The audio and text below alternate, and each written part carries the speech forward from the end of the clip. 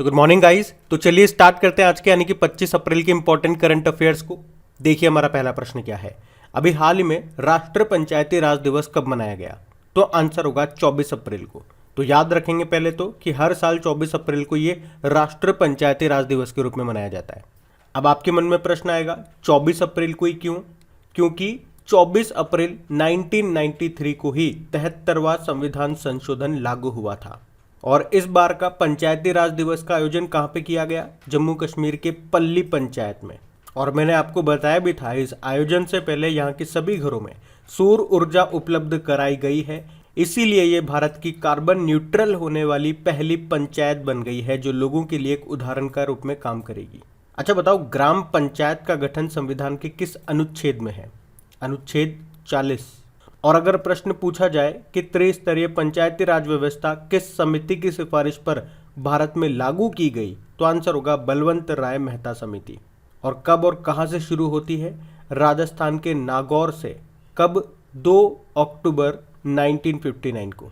अब फिर से तैयार हो जाओ, इंपॉर्टेंट डे वाला क्वेश्चन है। तो इस महीने के सारे इंपॉर्टेंट डेज को रिवाइज करेंगे, याद है तो साथ साथ बोलते हुए चलना। जैसे कि 1 अप्रैल को उत्कल दिवस मनाया, 2 अप्रैल को वर्ल्ड ऑटिज्म अवेयरनेस डे, 2 अप्रैल को ही अंतर्राष्ट्रीय बाल पुस्तक दिवस, 4 अप्रैल को खान जागरूकता और खदान कार्य में सहायता के लिए अंतर्राष्ट्रीय दिवस, 5 अप्रैल को राष्ट्रीय समुद्र दिवस, 5 अप्रैल को अंतर्राष्ट्रीय अंतरात्मा दिवस इंटरनेशनल डे ऑफ कॉन्साइंस, 6 अप्रैल को इंटरनेशनल स्पोर्ट्स डे, 7 अप्रैल वर्ल्ड हेल्थ डे, 9 अप्रैल सीआरपीएफ ने शौर्य दिवस मनाया, 10 अप्रैल वर्ल्ड होम्योपैथी डे, 11 अप्रैल को एक तो पार्किंसन डे मनाया और राष्ट्रीय सुरक्षित मातृत्व दिवस मनाया, नेशनल सेफ मदरहुड डे, 12 अप्रैल को मानव अंतरिक्ष उड़ान का अंतर्राष्ट्रीय दिवस होता है, 13 अप्रैल को अंतर्राष्ट्रीय पगड़ी दिवस और सियाचिन डे मनाया, 14 अप्रैल को विश्व चगास रोग दिवस मनाया, 15 अप्रैल को वर्ल्ड आर्ट्स डे विश्व कला दिवस मनाया, 16 अप्रैल को विश्व आवास दिवस वर्ल्ड वॉइस डे मनाया,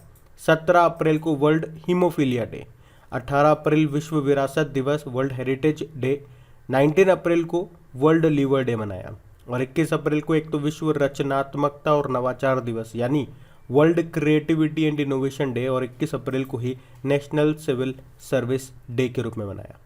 फिर अभी 22 अप्रैल को हमने वर्ल्ड अर्थ डे के रूप में मनाया और 23 अप्रैल को world book and copyright day के रूप में मनाया। तो ये सभी डे याद रखना, बढ़ते आगे। फिर बताइए, अभी हाल ही में आईपीएल 2022 के एक सीजन में 3 शतक लगाने वाले पहले बल्लेबाज कौन बन गए? तो आंसर होगा जॉस बटलर। देखो जॉस बटलर वैसे तो ये इंग्लैंड के प्लेयर हैं, लेकिन अभी आईपीएल की बात करेंगे तो इसमें ये राजस्थान रॉयल के लिए खेल रहे हैं और अभी आईपीएल 2022 में 3 शतक लगाने वाले ये पहले बल्लेबाज भी बन गए हैं। वैसे मैं आपको बता दूं कि आईपीएल में एक सीजन में सबसे ज़्यादा यानी कि 4 शतक लगाने का रिकॉर्ड अभी तक सिर्फ रॉयल चैलेंजर्स बेंगलुरु के जो पूर्व कप्तान है विराट कोहली, उन्हीं के नाम है। आप इस प्रश्न को ऐसे भी कह सकते हो कि विराट कोहली के बाद आईपीएल में सबसे ज़्यादा सेंचुरी लगाने वाले दूसरे बल्लेबाज बन गए हैं जॉस बटलर। अब आईपीएल की बात हुई है तो आईपीएल 2022 ये इसका कौन सा एडिशन है? 15वां एडिशन है। कहाँ पे हो रहा है? भारत में हो रहा है। कितनी टीमें खेल रही है? टोटल 10 टीमें। इस बार 2 नई टीमें शामिल हुई हैं, अहमदाबाद टीम और लखनऊ टीम। अहमदाबाद टीम का नाम क्या हो गया? गुजरात टाइटन, जिसके कप्तान कौन बने? हार्दिक पांड्या। लखनऊ टीम का नया नाम हो गया है लखनऊ सुपर जायंट, जिसके कप्तान बने हैं केएल राहुल। अगर प्रश्न आता है कि देश का पहला स्पोर्ट्स यूनिकॉर्न कौन सा बना? Chennai super king. अगर प्रश्न आता है कि मेटावर्स में एंट्री लेने वाली पहली आईपीएल टीम कौन बनी? तो आंसर होगा गुजरात टाइटन। देखो अभी 2022 और 2023 के आईपीएल के लिए टाइटल स्पॉन्सर बन गया है टाटा ग्रुप, जबकि 2022 के आईपीएल का ऑफिशियल पार्टनर बना था रुपए। और अभी आपको याद होगा आईपीएल के इतिहास में सर्वाधिक विकेट लेने वाले गेंदबाज कौन बने? चेन्नई सुपर किंग के ड्वेन ब्रावो। तो इतना आप यहाँ से याद रखना, बढ़ते आगे। चलिए बताइए, अभी हाल ही में किसे आईसीसी का नया महाप्रबंधन नियुक्त किया? तो आंसर होगा वसीम खान को। तो अभी आईसीसी ने पाकिस्तान क्रिकेट बोर्ड के पूर्व मुख्य कार्यकारी यानी कि चीफ एग्जीक्यूटिव वसीम खान को जनरल मैनेजर बनाया है। ये किनका स्थान लेंगे? जॉफ एलार्डिस का स्थान लेंगे। आप कहोगे जॉफ एलार्डिस तो नाम सुना सुना लग रहा है। हाँ, ये वर्तमान में आईसीसी के सीईओ हैं जॉफ एलार्डिस। तो याद रखना, प्रश्न क्या कह रहा है? आईसीसी के नए जनरल मैनेजर कौन बन गए? तो वसीम खान बन गए। अच्छा मुझे बताओ, प्रधान वैज्ञानिक सलाहकार ये भी कौन बने थे? भारत के अजय कुमार सूद। राष्ट्र अल्पसंख्यक आयोग के अध्यक्ष कौन बने? Iqbal Singh Lalpura. International Labour Organization के नए प्रमुख कौन बने? Gilbert Houngbo. आईसीसी यानी कि इंटरनेशनल क्रिकेट काउंसिल स्थापना होती है 1909 में, हेडक्वार्टर है दुबई, यूनाइटेड अरब अमीरात में। सीईओ जॉफ एलार्डिस हो गए और चेयरमैन है ग्रेग बार्कले। अच्छा, आईसीसी ने एक नया अवार्ड शुरू किया है, ICC player of the month award. तो जनवरी, फरवरी, मार्च के 3 अवार्ड हो चुके हैं। तो इसमें भी महिला और पुरुष के लिए होता है, जैसे कि ICC men's player of the month, ICC women's player of the month. तो जनवरी महीने के लिए पुरुषों में चुना गया था साउथ अफ्रीका के कीगन पीटरसन को, और महिलाओं में चुना गया था इंग्लैंड के कप्तान हीथर नाइट को। फरवरी महीने के लिए पुरुषों में श्रेयस अय्यर चुने गए और महिलाओं में न्यूजीलैंड के ऑलराउंडर अमेलिया चुनी गई। वहीं मार्च महीने में पाकिस्तान के बाबर आजम चुने गए और महिलाओं में ऑस्ट्रेलिया की रचेल हेंस चुनी गई। अच्छा बताओ, अभी ICC women's cricketer of the year किसे चुना गया? स्मृति मंधाना को। रचेल हेहो फ्लिंट अवार्ड भी मिला इनको। और ICC men's cricketer of the year किसे चुना गया? पाकिस्तान के शाहीन अफरीदी को। सर गारफील्ड सोबर्स ट्रॉफी भी मिली इनको। और आपको याद है आईसीसी T20 वर्ल्ड कप ये 2024 में कहाँ पे होगा? वेस्ट इंडीज़ और यूएस में। जबकि 2023 वाले आईसीसी मेंस वर्ल्ड कप होंगे भारत में। और 2022 में आईसीसी वुमेन्स वर्ल्ड कप हुआ था अभी न्यूजीलैंड में, उसको जीत लिया है ऑस्ट्रेलिया ने इंग्लैंड को हरा के। जबकि आईसीसी T20 वर्ल्ड कप यह भी हुआ था यूनाइटेड अरब अमीरात और ओमान में, जिसको ऑस्ट्रेलिया ने जीता है। अभी अंडर 19 वर्ल्ड कप भी हुआ था जिसको भारत ने जीता, जिसके कप्तान है यश ढूल। और याद रखना 2023 में पहली बार अंडर 19 वुमेन्स वर्ल्ड कप होगा साउथ अफ्रीका में। तो ये सब याद रखना, बढ़ते आगे।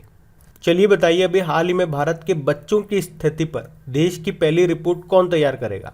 नीति आयोग।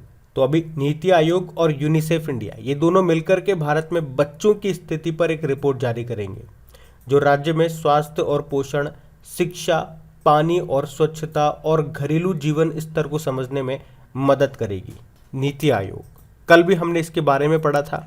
आपको याद है योजना आयोग के जगह पे इसको लाया गया था सन 2015 में। तो इसकी स्थापना होती है 1 जनवरी 2015 को। फुल फॉर्म क्या होती है? National institute for transforming India. अध्यक्ष इसके प्रधानमंत्री होते हैं, जो वर्तमान में नरेंद्र मोदी हैं, और उपाध्यक्ष अभी नए बन गए हैं इसके। अभी तक कौन थे? राजीव कुमार, इस्तीफा दे दिया उन्होंने तो। और अब बन गए हैं डॉक्टर सुमन के बेरी। ये नाम आपको याद रखना है। इसके याद रखना पहले उपाध्यक्ष कौन थे? अरविंद पनघड़िया थे। और ये जो डॉक्टर सुमन के बेरी हैं ये इसके तीसरे उपाध्यक्ष बने हैं। सीईओ वर्तमान में अमिताभ कांत है और पहले सीईओ थे सिंधु खुल्लर। आपको याद है अभी लेटेस्ट नीति आयोग ने राज्य ऊर्जा और जलवायु सूचकांक को जारी किया था, जिसमें बड़े राज्यों में गुजरात टॉप पे था, छोटे राज्यों में गोवा और यूनियन टेरिटरीज केंद्र शासित प्रदेशों में चंडीगढ़ टॉप पे था। अभी एक्सपोर्ट प्रिपेयर्डनेस इंडेक्स 2021, निर्यात तैयारी सूचकांक 2021 भी जारी किया था, जिसमें टॉप पे था गुजरात। यूनियन टेरिटरीज में दिल्ली टॉप पे रहा। तो ये सब याद रखना, बढ़ते आगे। चलिए बताइए, अभी हाल ही में किसे 2022 के लिए विश्व पुस्तक राजधानी के रूप में चुना गया? तो आंसर होगा ग्वाडलाजारा। अच्छा, अभी हम लोगों ने पढ़ा था 23 अप्रैल को हमने world book and copyright day के रूप में मनाया। कौन मनाता है इसे? यूनेस्को इसको मनाता है। और इस बार इसकी थीम थी read so you never feel low. और यूनेस्को क्या है? हर साल विश्व पुस्तक राजधानी के रूप में चुनता है किसी न किसी शहर को। तो इस बार यानी कि 2022 के लिए यूनेस्को ने मैक्सिको का जो ये शहर है ग्वाडलाजारा, इसको विश्व पुस्तक राजधानी के रूप में चुना है। तो ये आपको याद रखना है, बढ़ते आगे। अच्छा बताइए, आयुष मार्क का उद्देश्य क्या है, जिसकी घोषणा अभी हाल ही में भारतीय प्रधानमंत्री ने की है? तो आंसर होगा आयुष उत्पादों को प्रमाणिकता प्रदान करना। तो भारत के जो प्रधानमंत्री हैं नरेंद्र मोदी, उन्होंने घोषणा की है कि भारत पारंपरिक चिकित्सा उत्पादों को मान्यता देने के लिए आयुष मार्क लॉन्च करेगा, जो देश की गुणवत्ता वाले आयुष उत्पादों को प्रमाणिकता प्रदान करेगा। प्रधानमंत्री नरेंद्र मोदी ने यह भी कहा कि भारत उन लोगों के लिए आयुष वीज़ा श्रेणी शुरू करेगा जो इलाज के पारंपरिक तरीकों की तलाश में भारत आते हैं। अच्छा मुझे बताओ, अभी 20 अप्रैल की बात है, कहाँ पे global Ayush investment and innovation summit का आयोजन किया गया? तो आंसर होगा गुजरात के गांधीनगर में। और अगर आपसे पूछा जाए कि WHO global centre for traditional medicine की आधारशिला कहाँ पे रखी गई, तो आंसर होगा गुजरात के जामनगर में, जिसका उद्देश्य क्या है, ट्रेडिशनल मेडिसिन को बढ़ावा देना।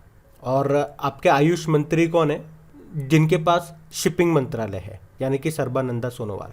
ध्यान रखना, ये बढ़ते आगे। बताइए अभी हाल ही में किस शहर ने देश की पहली डिजिटल बस सेवा का उद्घाटन किया, तो आंसर होगा मुंबई। तो मुंबई की पहली पूरी तरह से डिजिटल बस को अभी हाल ही में Gateway of India Churchgate मार्ग पर लॉन्च किया गया। इसने देश में पहली बार 100% डिजिटल बस सेवा होने का दावा किया है, जिसका उद्देश्य है बस टिकट प्रणाली के डिजिटलीकरण को बढ़ावा देना। और बस में एक अद्वितीय टैप इन टैप आउट सुविधा है, जिसमें यात्री अपने स्मार्ट कार्ड का उपयोग करके या स्मार्टफोन पर इंस्टॉल किए गए चलो एप्लीकेशन का उपयोग करके टैप कर सकते हैं। अब बात महाराष्ट्र की है, तो ये रहा मैप में महाराष्ट्र। देखो कैपिटल इसकी मुंबई हो गई है। और हमने पढ़ा था अभी पहला अतुल्य भारत अंतर्राष्ट्रीय क्रूज सम्मेलन 2022 का आयोजन कहाँ पे हुआ, मुंबई में। अभी मुंबई और हैदराबाद को 2021 के लिए tree city of the world के रूप में चुना गया। उसके अलावा याद रखना 2050 तक शुद्ध शून्य कार्बन उत्सर्जन का लक्ष्य निर्धारित करने वाला पहला दक्षिण एशियाई शहर बना मुंबई। और 2023 में अंतर्राष्ट्रीय ओलंपिक समिति सत्र की मेजबानी की जाएगी मुंबई में। और भारत की पहली वाटर टैक्सी सेवा का उद्घाटन कहाँ पे किया गया, मुंबई में। और बुलेट ट्रेन ये चलेगी मुंबई से अहमदाबाद, जिसका पहला स्टेशन तैयार हो रहा है सूरत में।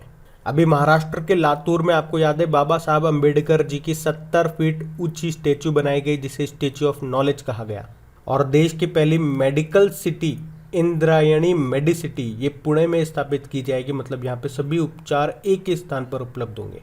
अभी महाराष्ट्र ने पंचसूत्री नाम से एक पंचसूत्रीय योजना की घोषणा की है। और 21वीं राष्ट्रीय पैरा तैराकी चैंपियनशिप 2022 ये हुई थी उदयपुर में, जिसको महाराष्ट्र ने जीत लिया है। उपविजेता कर्नाटक है। वैसे अभी आपको याद होगा भारतीय सेना और महाराष्ट्र की पुलिस ने सुरक्षा कवच 2 संयुक्त अभ्यास किया था पुणे में। अभी मुंबई पुलिस ने संडे स्ट्रीट पहल को शुरू किया। और महाराष्ट्र सरकार ने राज्य में कैंसर की रोकथाम के लिए होप एक्सप्रेस को शुरू करने की घोषणा की है। और होप से आपको याद आता होगा उत्तराखंड सरकार ने बेरोजगार युवाओं की सहायता के लिए होप पोर्टल लॉन्च किया था। और यूनाइटेड अरब अमीरात का जो अपना पहला मंगल मिशन है उसका नाम क्या है, होप मिशन। अच्छा मुझे बताओ, अंतर्राष्ट्रीय लोक कला महोत्सव में स्वर्ण पदक जीता था, गोल्ड जीता था किसने, सुमित भाले ने। ये महाराष्ट्र के एक युवा लावणी कलाकार है। लावणी ये महाराष्ट्र का एक पारंपरिक नृत्य है। अभी जो भारत कौशल रिपोर्ट 2022 आई थी उसमें भी टॉप पे रहा था महाराष्ट्र। अभी महाराष्ट्र के वाडा कोलम चावल और महाराष्ट्र के सफ़ेद प्याज को जीआई टैग मिला था। तो ये सब आप ध्यान रखना, बढ़ते हैं आगे। चलिए बताइए अभी हाल ही में किसे यंग ग्लोबल लीडर अवार्ड से सम्मानित किया गया, तो आंसर होगा राघव चड्ढा को। तो आम आदमी पार्टी के नेता हैं और राज्यसभा सदस्य हैं राघव चड्ढा, जिनको forum of young global leaders community के द्वारा यंग ग्लोबल लीडर के रूप में सम्मानित किया गया। तो ये जो फोरम है ये सीमाओं और क्षेत्रों से परे वैश्विक स्तर के नेताओं के विस्तृत और दीर्घकालिक भविष्य को आकार देने के लिए प्रोत्साहित करता है।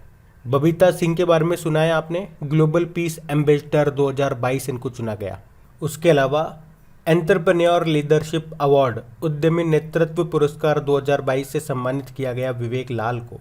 और व्यक्तिगत श्रेणी में अभी कुष्ठ रोग के लिए अंतर्राष्ट्रीय गांधी पुरस्कार 2021 किसने जीता, डॉक्टर भूषण कुमार ने। याद रखना, बढ़ते आगे। फिर बताइए अभी हाल ही में 3 दिवसीय स्मार्ट सिटी स्मार्ट शहरीकरण सम्मेलन ये कहाँ पर आयोजित किया गया, तो आंसर होगा गुजरात के सूरत में। तो अभी गुजरात के सूरत में 3 दिवसीय स्मार्ट सिटी स्मार्ट शहरीकरण सम्मेलन ये आयोजित किया गया। कब से कब तक, 18 से 20 अप्रैल तक। और हमारे जो आवास व शहरी मामलों के जो मंत्री हैं कौन, हरदीप सिंह पुरी, वो यहाँ पे मुख्य अतिथि थे।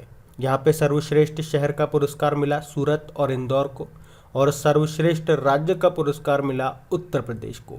अब सूरत है गुजरात में, तो ये रहा मैप में गुजरात, जिसकी कैपिटल क्या है, गांधीनगर है, जो कि निर्वाचन क्षेत्र है अमित शाह का, जो कि गृह मंत्री भी हैं और सहकारिता मंत्री भी हैं।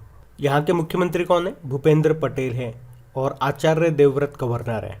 अभी आपको बताया प्रधानमंत्री नरेंद्र मोदी जी ने हनुमान जी की 108 फीट ऊंची प्रतिमा का अनावरण यहीं पे किया था। कहाँ पे? गुजरात के मोरबी में। और यहीं पे अहमदाबाद में खेल महाकुंभ भी शुरू हुआ। और गुजरात से याद रखना, एक बर्ड सेंचुरी है खिजाड़िया बर्ड सेंचुरी, ये गुजरात की है। और अभी भकीरा वाइल्ड लाइफ सेंचुरी ये उत्तर प्रदेश की न्यूज़ में थी, क्योंकि अभी नए रामसर स्थल बने हैं, तो ये स्टैटिक में प्रश्न पूछा जा सकता है। उसके अलावा देश की पहली स्टील सड़क का निर्माण किया गया अभी गुजरात में ही, जो कि 1 किलोमीटर लंबा और 6 लेन चौड़ा है। और Vikram Sarabhai children innovation centre कहाँ पे स्थापित किया गया? गुजरात में। वैसे 2022 में डिफेंस एक्सपो अभी कहाँ पे होना था? मार्च में होना था गांधीनगर गुजरात में, लेकिन नहीं हो सका, अभी पोस्टपोन कर दिया इसको। और गुजरात की एक बैडमिंटन प्लेयर है तस्नीम मीर, इनका नाम भी याद रखना, क्योंकि ये दुनिया की नंबर 1 जूनियर बैडमिंटन प्लेयर बन गई हैं। तो ये सब याद रखना, बढ़ते आगे। अच्छा बताइए, इमर्जिंग यूनिकॉर्न की संख्या के मामले में दुनिया में भारत कौन से स्थान पे है? तो आंसर होगा दूसरे स्थान पे आ गया। तो यहाँ पे बात कर रहे हैं यूनिकॉर्न बनने की और अग्रसर स्टार्टअप्स की संख्या के मामले में भारत दुनिया में दूसरे स्थान पे आ गया है। तो अगर आपसे ये पूछा जाए कि यूनिकॉर्न बनने की और अग्रसर स्टार्टअप्स की संख्या के मामले में भारत ने किस देश को पीछे छोड़ दिया, तो चाइना को। और टॉप पे कौन है? तो टॉप पे तो यूएसए है। और यूनिकॉर्न कंपनी किसे कहते हैं? उन कंपनी को कहा जाता है जिनकी वैल्यूएशन $1 अरब से ज़्यादा की हो। तो ये याद रखना, बढ़ते आगे। फिर बताइए, अभी हाल ही में किस राज्य ने अंतर्राष्ट्रीय डेटा केंद्र स्थापित करने के लिए NIXICSC के साथ समझौता किया? तो आंसर होगा त्रिपुरा। तो अभी हाल ही में त्रिपुरा राज्य ने एक अंतर्राष्ट्रीय डेटा सेंटर स्थापित करने के लिए NIXICSC डेटा सेवा सेंटर के साथ समझौता किया है। किसने? त्रिपुरा ने। तो ये रहा मैप में त्रिपुरा। देखो, त्रिपुरा की कैपिटल अगरतला है, मुख्यमंत्री बिप्लब कुमार देव और गवर्नर कौन है? सत्यदेव नारायण आर्य है। अच्छा, खर्ची पूजा हिंदू फेस्टिवल है, ये मनाया जाता है त्रिपुरा में। यहाँ पे आपको क्लाउडेड लेपर्ड नेशनल पार्क मिलेगा, राजबरी नेशनल पार्क आपको यहाँ पे मिलेगा। अभी यहाँ पे मुख्यमंत्री चा श्रमिक कल्याण प्रकल्प योजना भी शुरू हुई थी। केर पूजा नाम का एक विशेष त्योहार भी यहाँ पे मनाया जाता है। और त्रिपुरा ही वो राज्य है जो 3 ओर से बांग्लादेश से घिरा हुआ है। तो बात करेंगे कल के वीडियो में पूछे गए प्रश्न के उत्तर की। तो कल के वीडियो में आपसे पूछा था कि भारत सरकार के प्रधान वैज्ञानिक सलाहकार कौन बने? तो आंसर होगा अजय कुमार सूद। आप सभी ने प्रश्न का बिल्कुल सही उत्तर दिया है। और गाइस, सेशन अच्छा लगा है तो लाइक करके शेयर जरूर कीजिएगा प्लीज़। और मार्च के सभी मंथली वाले पार्ट अपलोड हो चुके हैं और इन सभी क्वेश्चन का क्विज बना करके अपलोड कर दिया गया आपकी क्रैक एग्जाम एप्लीकेशन पे। वहीं पे आपको PDF भी मिल जाएगी। क्रैक एग्जाम एप्लीकेशन का लिंक आपको मिलेगा नीचे डिस्क्रिप्शन बॉक्स में। अब ये रहा आज का आपका होमवर्क प्रश्न।